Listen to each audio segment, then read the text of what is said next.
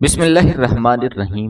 السلام علیکم ناظرین کرام، یوم عاشورہ کی صبح بروز جمعہ عمر بن سعد نے اپنے لشکر کو 4 حصوں پر تقسیم کر کے ہر ایک حصے کا ایک امیر بنایا۔ ان میں سے ایک حصے کا امیر حور بن یزید تھا، جو سب سے پہلے 1000 کا لشکر لے کر مقابلے کے لیے بھیجا گیا تھا اور حضرت حسین رضی اللہ تعالیٰ عنہ کے ساتھ ساتھ چل رہا تھا۔ اس کے دل میں اہل بیت اطہار کی محبت کا جذبہ بیدار ہو چکا تھا اور اس وقت اپنی سابقہ کارروائی پر نادم ہو کر حضرت حسین رضی اللہ تعالی عنہ کے قریب ہوتے ہوتے یک بار کی گھوڑا دوڑا کر حضرت حسین رضی اللہ تعالی عنہ کے لشکر میں آ ملے اور عرض کیا کہ میری ابتدائی غفلت اور آپ کو واپسی کے لیے راستہ نہ دینے کا نتیجہ اس صورت میں ظاہر ہوا جو ہم دیکھ رہے ہیں۔ واللہ مجھے یہ اندازہ نہ تھا کہ یہ لوگ آپ کے خلاف اس حد تک جائیں گے اور آپ کی کوئی بات نہ مانیں گے۔ اگر میں یہ جانتا تو ہرگز آپ کو نہ روکتا۔ میں آپ تائب ہو کر آیا ہوں، اسی لیے میری سزا اور توبہ یہی ہے کہ میں بھی آپ کے ساتھ قتال کرتا ہوا جان دے دوں، اور ایسا ہی ہوا۔ ناظرین، حضرت حسین رضی اللہ تعالیٰ عنہ گھوڑے پر سوار ہوئے اور آگے بڑھ کر بآواز بلند فرمایا کہ لوگوں میری بات سنو، جلدی نہ کرو۔ میں حق نصیحت ادا کرتا ہوں جو میرے ذمے ہے، اور تاکہ میں تمہیں اپنے یہاں آنے کی وجہ بتلا دوں۔ پھر اگر تم میرا عذر قبول کرو اور میری بات کو سچا جانو اور میرے ساتھ انصاف کرو تو بس اسی میں تمہاری فلاح و بہبود ہے، اور پھر تمہارے لیے میرے قتال کا کوئی راستہ نہیں۔ اور اگر تم میرا عذر قبول نہ کرو تو تم سب مل کر مقرر کرو اپنا کام اور جمع کر لو اپنے شریکوں کو، اور اس کے بعد میرے ساتھ جو کرنا ہے وہ کر گزرو اور مجھے مہلت نہ دو۔ ناظرین، یہ وہ الفاظ ہیں جو حضرت نوح علیہ السلام نے اپنی قوم کو کہے تھے۔ حضرت حسین رضی اللہ تعالیٰ عنہ کے یہ کلمات بہنوں اور عورتوں کے کان میں پڑے تو ضبط نہ کر سکیں، رونے کی آوازیں بلند ہو گئیں۔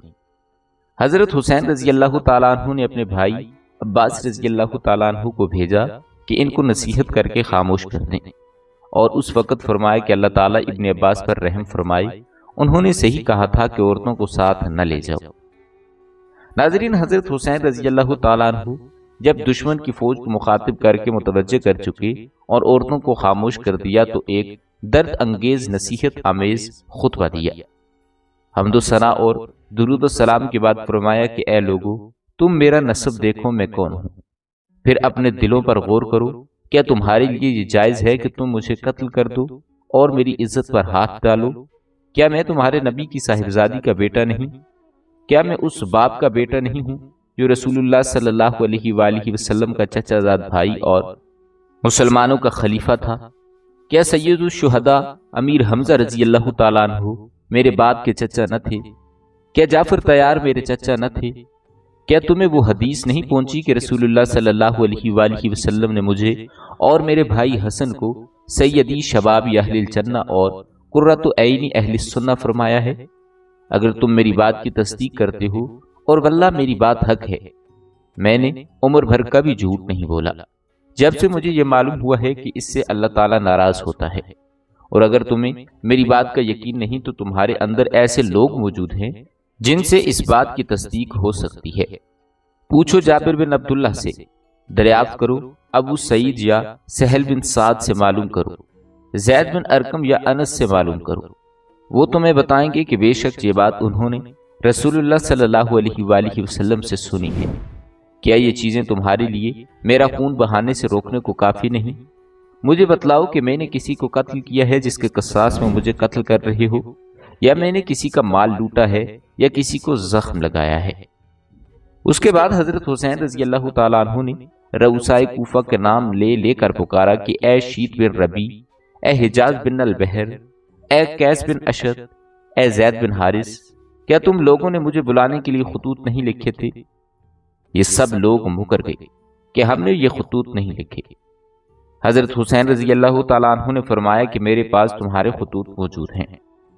اس کے بعد آپ نے فرمایا کہ اے لوگو، اگر تم میرا آنا پسند نہیں کرتے تو مجھے چھوڑ دو، میں کسی ایسی زمین پر چلا جاؤں گا جہاں مجھے امن ملے۔ قیس بن اشد نے کہا کہ پھر آپ اپنے چچا زاد بھائی ابن زیاد کے حکم کو کیوں نہیں مان لیتے؟ وہ آپ کے بھائی ہیں، آپ کے ساتھ برا سلوک نہ کریں گے۔ حضرت حسین رضی اللہ تعالیٰ عنہ نے فرمایا کہ مسلم بن عقیل کے قتل کے بعد بھی تمہاری یہی رائے ہے؟ واللہ میں کبھی اس کو قبول نہ کروں گا۔ یہ فرما کر حضرت حسین گھوڑے سے اتر آئے۔ اس کے بعد زہیر بن الکین رضی اللہ تعالیٰ عنہ کھڑے ہوئے اور ان لوگوں کو نصیحت کی کہ آل رسول کے خون سے باز آ جائیں، اور بتلایا کہ اگر تم اپنی اس حرکت سے باز نہ آئے اور ابن زیاد کا ساتھ دیا تو خوب سمجھ لو کہ تم کو بھی ابن زیاد سے زیادہ فلاح نہ پہنچے گی، وہ تم کو بھی قتل کر دے گا۔ ان لوگوں نے زہیر کو برا بھلا کہا اور ابن زیاد کی تعریف کی اور کہا کہ ہم تم سب کو قتل کر کے ابن زیاد کے پاس بھیجیں گے۔ زہیر رضی اللہ تعالیٰ عنہ نے پھر کہا کہ ظالموں، اب بھی ہوش میں آ جاؤ، فاطمہ کے بیٹا سمیہ کے بیٹے یعنی ابن زیاد سے زیادہ محبت و اکرام کا مستحق ہے۔ اگر تم ان کی مدد نہیں کرتے تو ان کو اور ان کے چچا زاد بھائی یزید کو چھوڑ دو کہ وہ آپس میں نمٹ لیں، باخدا یزید تم سے اس پر ناراض نہ ہوگا۔ ناظرین، جب گفتگو طویل ہونے لگی تو شمر نے پہلا تیر چلا ڈالا۔ اس کے بعد حر بن یزید خوب تائب ہو کر حضرت حسین رضی اللہ تعالی عنہ کے لشکر میں شامل ہو گئے، آگے بڑھے اور لوگوں کو خطاب کیا کہ اے اہل کوفہ، تم ہلاک و برباد ہو جاؤ۔ کیا تم نے ان کو اس لیے بلایا تھا کہ وہ آ جائیں اور تم ان کو قتل کر دو؟ تم نے کہا تھا کہ ہم اپنی جان و مال آپ پر قربان کر دیں گے، اور اب تم ہی ان کے قتل کے در پہ ہو۔ ان کو اس بات کی بھی اجازت نہیں دیتی ہو کہ خدا کی طویل و عریض زمین میں کہیں چلے جائیں جہاں ان کو اور اہل بیت کو امن ملے۔ ان کو تم نے قیدیوں کی مثل بنا لیا ہے اور دریائے فرات کا جاری پانی ان پر بند کر دیا ہے، جس کو یہودی، نصرانی، مجوسی سب پیتے ہیں اور جس میں اس علاقے کے خنزیر لوٹتے ہیں۔ حسین رضی اللہ تعالی عنہ اور ان کے اہل بیت پیاس سے بے ہوش ہو رہے ہیں۔ تم نے رسول اللہ صلی اللہ علیہ وآلہ وسلم کے بعد ان سے ان کی اولاد کے بارے میں نہایت شرمناک سلوک کیا۔ اللہ تعالیٰ قیامت کے روز تم کو پیاسا رکھے اگر توبہ نہ کرو اور اپنی حرکت سے باز نہ آ جاؤ۔ اب حر بن یزید پر بھی تیر پھینک کے گئے، وہ واپس آ گئے اور حضرت حسین رضی اللہ تعالیٰ عنہ کے آگے کھڑے ہو گئے۔ ناظرین، اس کے بعد تیر اندازی کا سلسلہ شروع ہو گیا، پھر گھمسان کی جنگ ہوئی، فریقین مخالف کے بھی کافی آدمی مارے گئے۔ حضرت حسین رضی اللہ تعالیٰ عنہ کے بھی بعض رفقا شہید ہو گئے۔ حر بن یزید نے حضرت حسین رضی اللہ تعالیٰ عنہ کے ساتھ ہو کر شدید قتال کیا، بہت سے دشمنوں کو واصل جہنم کیا۔ مسلم بن اوسجہ رضی اللہ تعالیٰ عنہ زخمی ہو کر گر گئے۔ حبیب بن مظہر رضی اللہ تعالیٰ عنہ ان کے پاس آئے اور کہا کہ جنت کی خوشخبری تمہارے لیے ہے، اگر میں یہ جانتا کہ میں بھی تمہارے پیچھے شہید ہونے والا ہوں تو میں تم سے تمہاری وصیت دریافت کرتا۔ انہوں نے کہا کہ ہاں، میں ایک وصیت کرتا ہوں، اور حضرت حسین رضی اللہ تعالیٰ عنہ کی طرف اشارہ کر کے کہا کہ جب تک وہ زندہ ہیں ان کی حفاظت کرنا۔ اس کے بعد شقی و بدبخت شمر نے چاروں طرف سے حضرت حسین رضی اللہ تعالیٰ عنہ اور ان کے رفقا پر حملہ بول دیا۔ حضرت حسین رضی اللہ تعالیٰ عنہ کے رفقا نے بڑی بہادری سے مقابلہ کیا۔ کوفہ کے لشکر پر جس طرف حملہ کرتے تھے میدان صاف ہو جاتا تھا۔ جب عربہ بن قیس نے یہ حالت دیکھی تو عمر بن سعد سے مزید کمک طلب کی اور شیت بن ربی سے کہا کہ تم کیوں آگے نہیں بڑھتے؟ اس وقت شیت سے نہ رہا گیا اور کہا کہ تم سب گمراہ ہو۔ ابن علی جو اس وقت روئے زمین پر سب سے بہترین ہیں ان سے قتال کرتے ہو اور سمیہ زانیہ کے لڑکے ابن زیاد کا ساتھ دیتے ہو۔ عمر بن سعد نے جو کمک اور تازہ دم سپاہی بھیجے یہ آ کر مقابلے پر ڈٹ گئے۔ اصحاب حسین رضی اللہ تعالیٰ عنہما نے اس کا بھی نہایت بہادری سے مقابلہ کیا اور گھوڑے چھوڑ کر میدان میں پیادہ آ گئے۔ اس وقت بھی حر بن یزید نے سخت قتال کیا۔ اب دشمن نے خیموں میں آگ لگانا شروع کر دی۔ حضرت حسین رضی اللہ تعالیٰ عنہ کے اکثر رفقا شہید ہو چکے تھے اور دشمن کے دستے حضرت حسین رضی اللہ تعالیٰ عنہ کے قریب پہنچ چکے تھے۔ ابو شمامہ سائدی نے عرض کیا کہ میری جان آپ پر قربان ہو، میں چاہتا ہوں کہ آپ کے سامنے قتل کیا جاؤں، لیکن میرا دل یہ چاہتا ہے کہ ظہر کی نماز ادا کر کے پروردگار کے سامنے جاؤں۔ حضرت حسین رضی اللہ تعالیٰ عنہ نے بآواز بلند فرمایا کہ جنگ ملتوی کر دو یہاں تک کہ ہم نماز پڑھ لیں۔ ناظرین، ایسی گمسان کی جنگ میں کون سنتا تھا؟ طرفین سے قتل و قتال جاری تھا اور ابو شمامہ رضی اللہ تعالیٰ عنہ اسی حالت میں شہید ہو گئے۔ اس کے بعد حضرت حسین رضی اللہ تعالیٰ عنہ نے نماز ظہر صلاۃ الخوف کے مطابق ادا فرمائی۔ نماز کے بعد پھر قتال شروع ہوا۔ اب یہ لوگ حضرت حسین رضی اللہ تعالیٰ عنہ تک پہنچ چکے تھے۔ حنفی حضرت حسین رضی اللہ تعالیٰ عنہ کے سامنے آ کر کھڑے ہو گئے اور سب تیر اپنے بدن پر کھاتے رہے، یہاں تک کہ زخموں سے چور ہو کر گر گئے۔ اس وقت ظہیر بن الکین رضی اللہ تعالیٰ عنہ نے حضرت حسین رضی اللہ تعالیٰ عنہ کی مدافعت میں سخت قتال کیا، یہاں تک کہ وہ بھی شہید ہو گئے۔ اس وقت حضرت حسین رضی اللہ تعالیٰ عنہ کے پاس بجز چند رفیقوں کے کوئی باقی نہ رہا، اور یہ رفقا بھی دیکھ رہے تھے کہ ہم نہ حضرت حسین رضی اللہ تعالیٰ عنہ کو بچا سکتے ہیں اور نہ خود بچ سکتے ہیں۔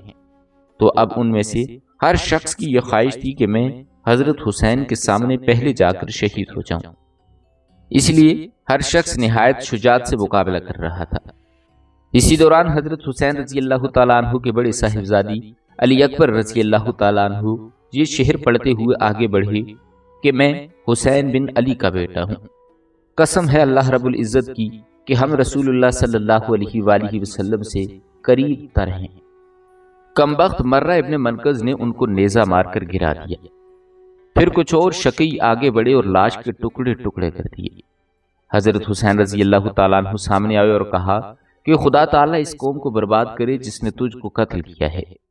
یہ لوگ اللہ تعالیٰ کے معاملے میں کیسے بے وقوف ہیں، تیرے بعد اب زندگی پر خاک ہے۔ ان کی لاش اٹھا کر خیمے کے پاس لائی گئی۔ عمر بن سعد نے قاسم بن حسن رضی اللہ تعالیٰ عنہ کے سر پر تلوار ماری، وہ بھی گر گئے اور ان کے منہ سے نکلا یا اماں۔ تو حضرت حسین رضی اللہ تعالیٰ عنہ نے دوڑ کر ان کو سنبھالا اور عمر پر تلوار سے حملہ کر دیا، کوہنی سے اس کا ہاتھ کٹ گیا۔ حضرت حسین رضی اللہ تعالیٰ عنہ اپنے بھتیجے قاسم رضی اللہ تعالیٰ عنہ کی لاش کو اپنے کندھے پر اٹھا کر لائے اور اپنے بیٹے اور دوسرے اہل بیت کے برابر لٹا دیا۔ اب حضرت حسین رضی اللہ تعالیٰ عنہ تنہا بے یار و مددگار رہ گئے، لیکن ان کی طرف بڑھنے کو کسی کی ہمت نہ ہوئی۔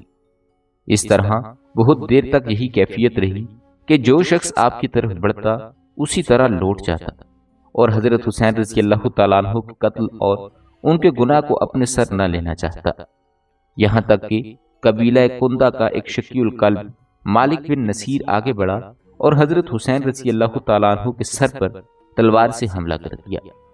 آپ شدید زخمی ہو گئے۔ اپنے چھوٹے صاحبزادے عبداللہ رضی اللہ تعالیٰ عنہ کو بلایا اور اپنی گود میں بٹھا لیا۔ بنی اسد کے ایک بد نصیب نے ان کو بھی تیر مار کر ہلاک کر دیا۔ حضرت حسین رضی اللہ تعالیٰ عنہ نے اس معصوم بچے کا خون لے کر زمین پر بکھیر دیا اور دعا کی کہ یا اللہ تو ہی ان ظالموں سے ہمارا انتقام لے۔ اس وقت حضرت حسین رضی اللہ تعالیٰ عنہ کی پیاس حد کو پہنچ چکی تھی۔ آپ پانی پینے کے لیے دریائے فرات کے قریب تشریف لے گئے۔ ظالم حسین بن نمیر نے آپ کے منہ پر نشانہ کر کے تیر پھینکا جو آپ کو لگا اور دہن مبارک سے خون جاری ہو گیا۔ انا للہ و انا الیہ راجعون۔ ناظرین، اس کے بعد شمر 10 آدمی ساتھ لے کر حضرت حسین رضی اللہ تعالیٰ عنہ کی طرف بڑھا۔ حضرت حسین رضی اللہ تعالیٰ عنہ شدید پیاس اور اتنے زخموں کے باوجود ان کا دلیرانہ مقابلہ کر رہے تھے، اور جس طرف حضرت حسین رضی اللہ تعالیٰ عنہ بڑھتے یہ بھاگتے نظر آتے تھے۔ اہل تاریخ نے کہا ہے کہ یہ ایک ایسا بے نظیر واقعہ ہے کہ جس شخص کی اولاد اور اہل بیت قتل کر دیے گئے اس کو خود شدید زخم لگے ہوئے ہوں اور وہ پانی کے ایک ایک قطرے سے محروم ہو، اور وہ اس قوت اور ثبات قدمی سے مقابلہ کر رہا ہے کہ جس طرف رخ کرتا ہے مسلح سپاہی بھیڑ بکریوں کی طرح بھاگنے لگتے ہیں۔ شمر نے جب یہ دیکھا کہ حضرت حسین رضی اللہ تعالیٰ عنہ کے قتل کرنے سے ہر شخص بچنا چاہتا ہے تو آواز دی کہ سب یکبارگی حملہ کرو۔ اس پر بہت سے بدنصیب آگے بڑھے، نیزوں اور تلواروں سے یکبارگی پر حملہ کر دیا، اور یہ ابن رسول صلی اللہ علیہ وآلہ وسلم ان ظالموں کا دلیرانہ مقابلہ کرتے ہوئے شہید ہو گئے۔ انا للہ و انا الیہ راجعون۔ شمر نے خولی بن یزید سے کہا کہ ان کا سر کاٹ لو۔ وہ آگے بڑھا مگر ہاتھ کام کے۔ پھر شکی بدبخت سنان ابن انس نے یہ کام انجام دیا۔ آپ کی لاش دیکھا تو 33 زخم نیزوں کے، 34 زخم تلواروں کے آپ کے بدن پر تھے، تیروں کے زخم ان کے علاوہ تھے۔ ناظرین، حضرت حسین رضی اللہ تعالیٰ عنہ اور عام اہل بیت کے قتل سے فارغ ہو کر یہ ظالم علی اصغر حضرت زین العابدین رضی اللہ تعالی عنہما کی طرف متوجہ ہوئے۔ شمر نے ان کو بھی قتل کرنا چاہا۔ حمید بن مسلم نے کہا کہ سبحان اللہ، تم بچوں کو قتل کرتے ہو اور جبکہ وہ مریض بھی ہیں۔ لہذا شمر نے انہیں چھوڑ دیا۔ عمر بن سعد آگے آیا اور کہا کہ ان عورتوں کے خیمے کے پاس کوئی نہ جائے اور اس مریض بچے سے کوئی تعرض نہ کرے۔ ابن زیاد شقی کا حکم تھا کہ قتل کے بعد لاش کو گھوڑوں کی ٹاپوں میں رونت ڈالے۔ عمر بن سعد نے چند سواروں کو حکم دیا، انہوں نے یہ بھی کر ڈالا۔ جنگ کے خاتمے پر مقتولین کی شمار کی گئی تو حضرت حسین رضی اللہ تعالیٰ عنہ کے اصحاب میں 72 حضرات شہید ہوئے اور عمر بن سعد کے لشکر کے 88 سپاہی واصل جہنم ہوئے۔ حضرت حسین رضی اللہ تعالیٰ عنہ اور ان کے شہید رفقا کو اہل غازریہ نے ایک روز بعد دفن کیا۔ خولی بن یزید اور حمید بن مسلم ان حضرات کے سر کو لے کر کوفہ روانہ ہوئے اور ابن زیاد کے سامنے پیش کیا۔ ابن زیاد نے لوگوں کو جمع کر کے سب سروں کو سامنے رکھا اور ایک چھڑی سے نعوذ باللہ حضرت حسین رضی اللہ تعالیٰ عنہ کی دہن مبارک کو چھونے لگا۔ وہ بول اٹھے کہ چھڑی ان متبرک ہونٹوں کے اوپر سے ہٹا لے، قسم ہے اس ذات کی جس کے سوا کوئی معبود نہیں کہ میں نے خود رسول اللہ صلی اللہ علیہ وآلہ وسلم کو دیکھا ہے کہ ان ہونٹوں کو بوسہ دیتے تھے۔ یہ کہہ کر وہ رو پڑے۔ ابن زیاد نے کہا کہ اگر تم سر رسیدہ بوڑھے نہ ہوتے تو میں تمہاری بھی گردن مار دیتا۔ زید بن ارقم یہ کہتے ہوئے باہر آگے کہ اے قوم عرب، تو نے سید النساء فاطمہ الزہرا رضی اللہ تعالی عنہا کے بیٹے کو قتل کر دیا اور مرجانہ کے بیٹے کو اپنا امیر بنا لیا۔ وہ تمہارے اچھے لوگوں کو قتل کرے گا اور شریروں کو غلام بنائے گا۔ تمہیں کیا ہوا ہے کہ اس ذلت پر راضی ہو گئے ہو؟ عمر ابن سعد 2 روز کے بعد بقیہ اہل بیت حضرت حسین رضی اللہ تعالی عنہا کی بیٹیوں اور بہنوں اور بچوں کو ساتھ لے کر کوفہ کے لیے نکلا تو حضرت حسین رضی اللہ تعالی عنہ اور ان کے اصحاب کی لاشیں پڑی ہوئی تھیں۔ عورتوں بچوں کے سامنے یہ منظر آیا تو کوہرام مچ گیا اور گویا زمین و آسمان رونے لگے۔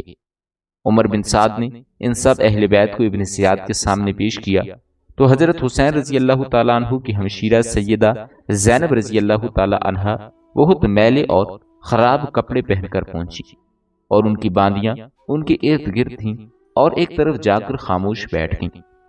ابن زیاد نے پوچھا کہ یہ علیحدہ بیٹھنے والی کون ہے؟ زینب رضی اللہ تعالیٰ عنہا نے جواب نہ دیا۔ کئی مرتبہ اسی طرح دریافت کیا گیا مگر سیدہ زینب رضی اللہ تعالیٰ عنہا خاموش رہی۔ جب کسی لونڈی نے کہا کہ یہ زینب بنت فاطمہ رضی اللہ تعالیٰ عنہا ہیں، ابن زیاد بولا کہ شکر ہے اللہ کا جس نے تمہیں رسوا کیا اور قتل کیا اور تمہاری بات کو جھوٹا کیا۔ اس پر حضرت زینب رضی اللہ تعالی عنہا کڑک کر بولی کہ شکر ہے اللہ کا جس نے ہمیں رسول اللہ صلی اللہ علیہ وآلہ وسلم کے نسب سے شرف بخشا اور قرآن مجید فرقان حمید میں ہمارے پاک کرنے کو بیان کیا۔ رسوا تو وہ ہوتا ہے جو اللہ کی نافرمانی کرے۔ ابن زیاد نے غصے میں آ کر کہا کہ اللہ نے مجھے تمہاری غیظ سے شفا دی اور تمہارے سرکش کو ہلاک کیا۔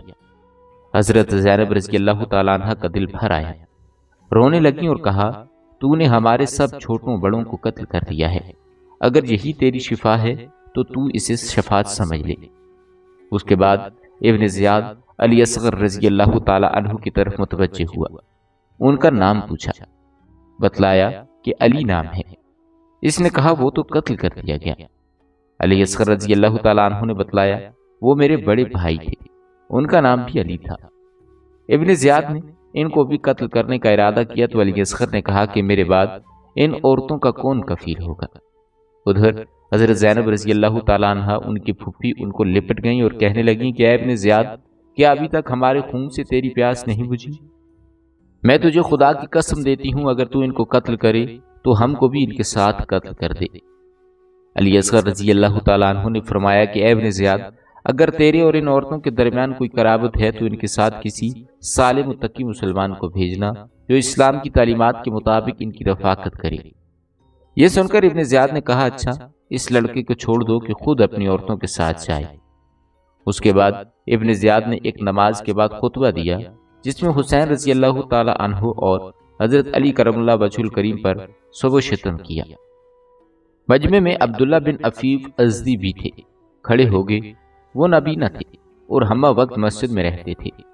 کہا کہ اے ابن زیاد تو کذاب بن کذاب ہے، تم انبیاء کی اولاد کو قتل کرتے ہو اور صدیقین سی باتیں بناتے ہو۔ ابن زیاد نے ان کو گرفتار کرنا چاہا تو ان کے قبیلے کے لوگ چھڑانے کے لیے کھڑے ہو گئے، لہٰذا اس نے ان کو چھوڑ دیا۔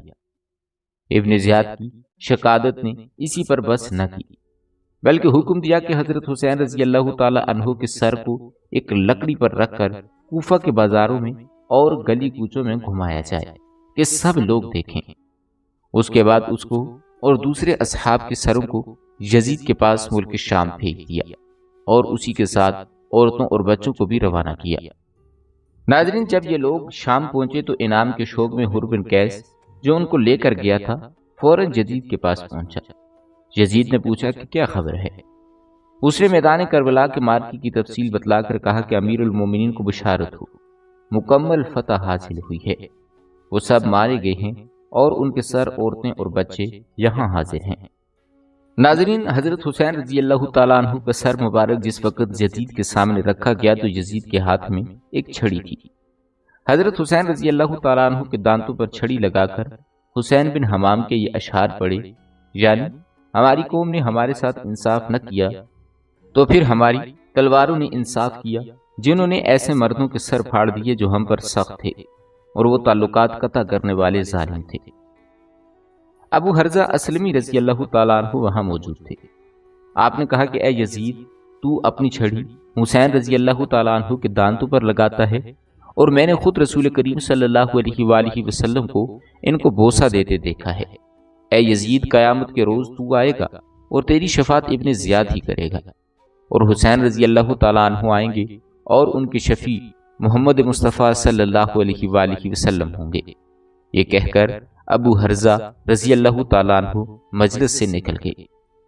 ناظرین، جب یزید کی بیوی ہند بنت عبداللہ نے یہ خبر سنی کہ حضرت حسین رضی اللہ تعالیٰ عنہ قتل کر دیے گئے ہیں اور ان کا سر لایا گیا ہے تو کپڑا اوڑھ کر باہر نکل آئی اور کہنے لگی کہ امیر المومنین، کیا ابن بنت رسول اللہ صلی اللہ علیہ وآلہ وسلم کے ساتھ یہ معاملہ کیا گیا؟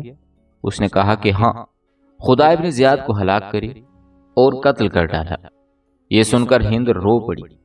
یزید نے کہا کہ حسین نے یہ کہا تھا کہ میرا باپ یزید کے باپ سے اور میری ماں یزید کی ماں سے اور میرے دادا رسول اللہ صلی اللہ علیہ وآلہ وسلم یزید کے دادا سے بہتر ہیں۔ کون کس سے بہتر ہے؟ وہ دونوں اللہ کے پاس پہنچ چکے ہیں، اسی لیے اس کا فیصلہ اللہ ہی کرے گا۔ اور دوسری بات یہ کہ ان کی ماں میری ماں سے بہتر ہے تو میں قسم کھاتا ہوں کہ بے شک صحیح ہے، ان کی والدہ فاطمہ میری والدہ سے بہتر ہیں۔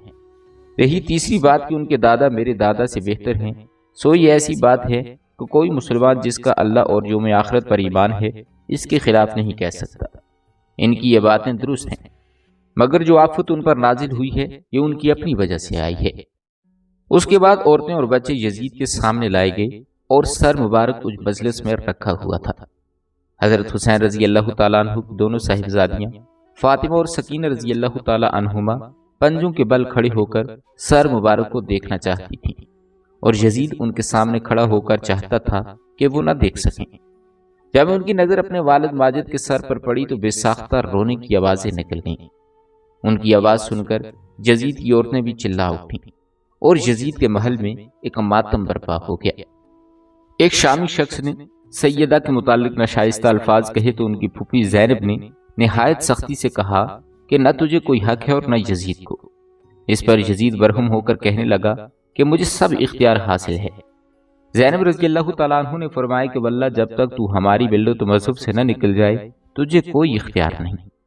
یزید اس پر اور زیادہ برہم ہوا۔ حضرت زینب رضی اللہ تعالیٰ عنہ نے پھر تیزی سے جواب دیا اور بالآخر وہ خاموش ہو گیا۔ اس کے بعد یزید نے تمام عورتوں کو اپنے محل میں باقی عورتوں کے پاس بھیج دیا۔ یزید کی محل کی عورتوں میں سے کوئی عورت نہ رہی جس نے ان کے پاس آ کر تعزیت نہ کی ہو، اور جو زیورات وغیرہ ان سے لیے گئے تھے ان سے ظاہر ان عورتوں نے ان کی خدمت میں پیش کر دیے۔ اس کے بعد علی اصغر رضی اللہ تعالیٰ عنہ ہتھکڑیوں اور بیڑیوں میں سامنے لائے گئے۔ انہوں نے سامنے آ کر کہا، اگر ہمیں رسول اللہ صلی اللہ علیہ وآلہ وسلم اس طرح قید میں دیکھتے تو ہماری قید کھول دیتے۔ یزید نے کہا، سچ ہے، اور قید کھول دینے کا حکم دیا۔ اس کے بعد علی اصغر رضی اللہ تعالیٰ عنہ نے فرمایا کہ اگر رسول اللہ صلی اللہ علیہ وآلہ وسلم ہمیں اس مجلس میں بیٹھا ہوا دیکھتے تو اپنے قریب بلا لیتے۔ یزید نے ان کو قریب بلا لیا اور کہا کہ اے علی بن حسین، تمہارے والد نے ہی مجھ سے قطع رحمی کی اور میرے حق کو نہ پہچانا اور میری سلطنت کے خلاف بغاوت کی، اسی لیے اللہ تعالیٰ نے یہ معاملہ کیا جو تم نے دیکھا۔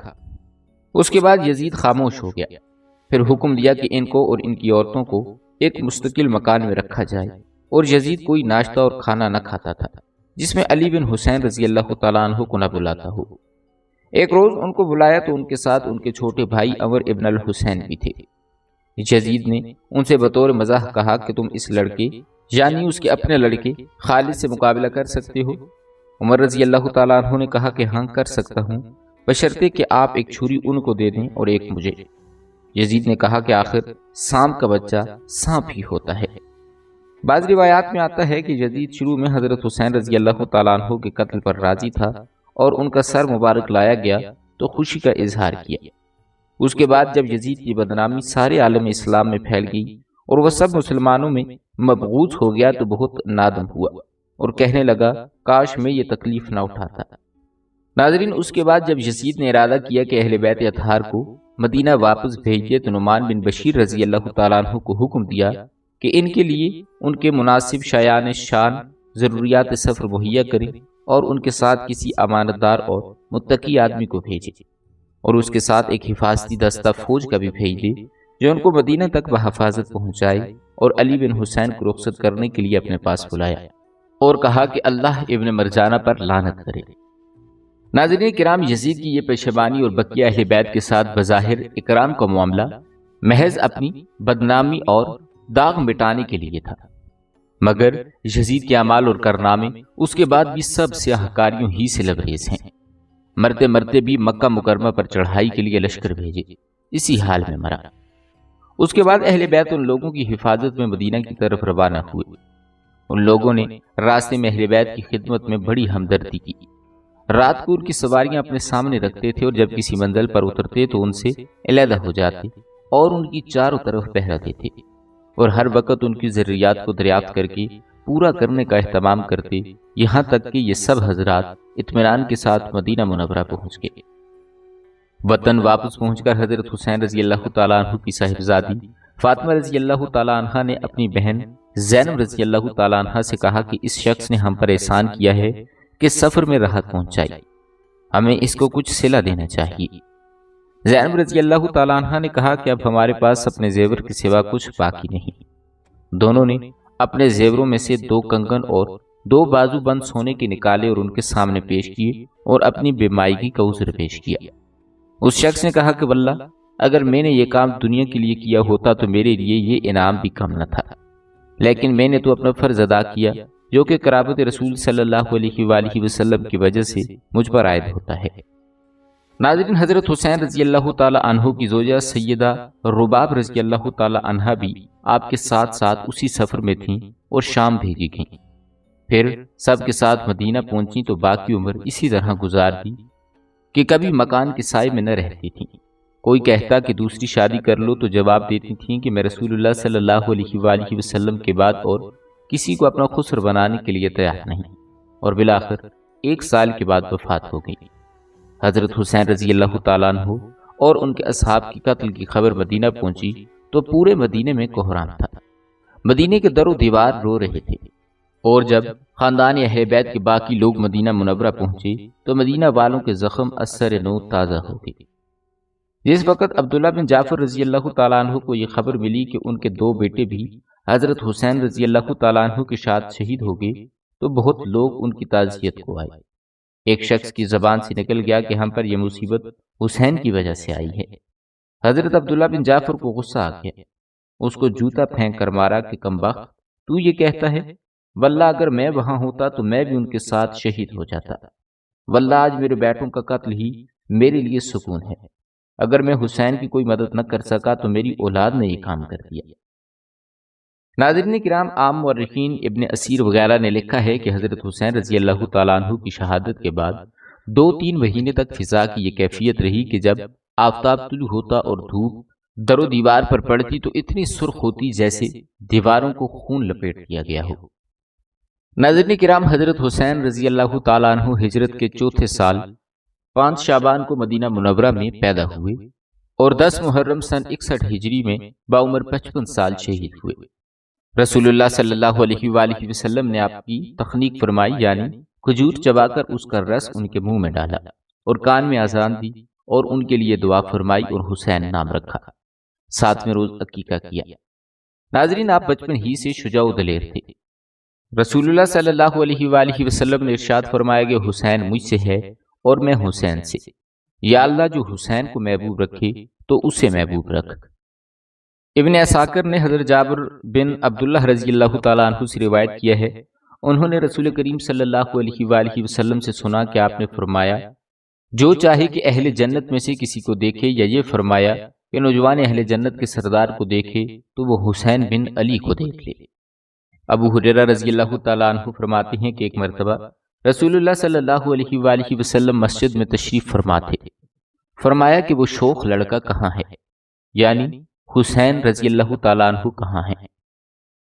آپ دوڑے آئے اور رسول اللہ صلی اللہ علیہ وآلہ وسلم کی گود میں گر پڑے اور آپ کی داڑھی میں انگلیاں ڈالنے لگے۔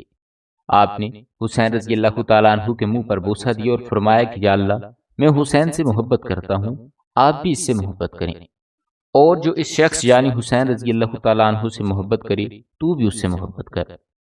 ایک روز ابن عمر کعبہ کے سائے میں بیٹھے ہوئے تھے، دیکھا کہ حضرت حسین سامنے سے آ رہے ہیں۔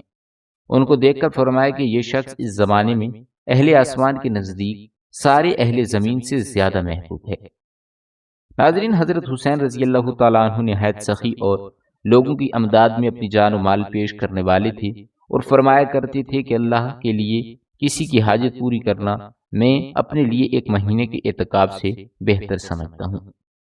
آپ رضی اللہ تعالیٰ عنہ نے فرمایا کہ جب لوگ تمہارے پاس اپنی ضرورت لے کر آئیں تو پریشان نہ ہوا کرو، یہ اللہ تعالیٰ کی تمہارے لیے نعمت ہے، اگر اس سے تم پریشان ہوگے تو یہ نعمت تمہارے اوپر قہر بن جائے گی، یعنی تمہیں لوگوں کا محتاج کر دیا جائے گا کہ تم بھی ان کے دروازے پر جاؤ۔ حضرت حسین رضی اللہ تعالیٰ عنہ اپنے والد کے ساتھ کوفہ چلے گئے تھے اور ان کے ساتھ ہر جہاد میں شریک رہے اور ان کی صحبت میں رہے، یہاں تک کہ وہ شہید کر دیے گئے۔ اس کے بعد اپنے بھائی حضرت حسن رضی اللہ تعالیٰ عنہ کے ساتھ رہے، یہاں تک کہ وہ عمارت چھوڑ کر مدینہ چلے گئے، تو آپ بھی ان کے ساتھ مدینہ میں آ گئے، اور جب تک بیعت یزید کا فتنہ شروع نہ ہوا تھا آپ انہی کے ساتھ مدینہ میں مقیم رہے۔ حضرت حسین رضی اللہ تعالیٰ عنہ کے ساتھ کربلا میں آپ کے اہل بیت کی 33 حضرات شہید ہوئے۔ ناظرین، اللہ تعالیٰ سے دعا ہے کہ اللہ تعالیٰ شہیدان کربلا کے صدقے ہمیں بلکہ تمام جہانوں کے مسلمانوں کو راہ حق پر چلنے کی توفیق عطا فرمائے، اور جس مقصد کے لیے حضرت حسین رضی اللہ تعالیٰ عنہ اور ان کے اہل بیت شہید ہوئے، ہمیں اس مقصد پر کاربند رہنے کی اللہ تعالیٰ توفیق عطا فرمائے۔ امید کرتے ہیں کہ آپ کو ہماری یہ ویڈیو ضرور پسند آئی ہوگی۔ آئندہ ویڈیو میں ہم آپ کو قاتلان امام حسین رضی اللہ تعالیٰ عنہ کے عبرتناک انجام کے واقعات سنائیں گے۔ ملتے ہیں ہماری اگلی ویڈیو میں، تب تک کے لیے اپنا خیال رکھیے گا۔ اللہ نگہبان۔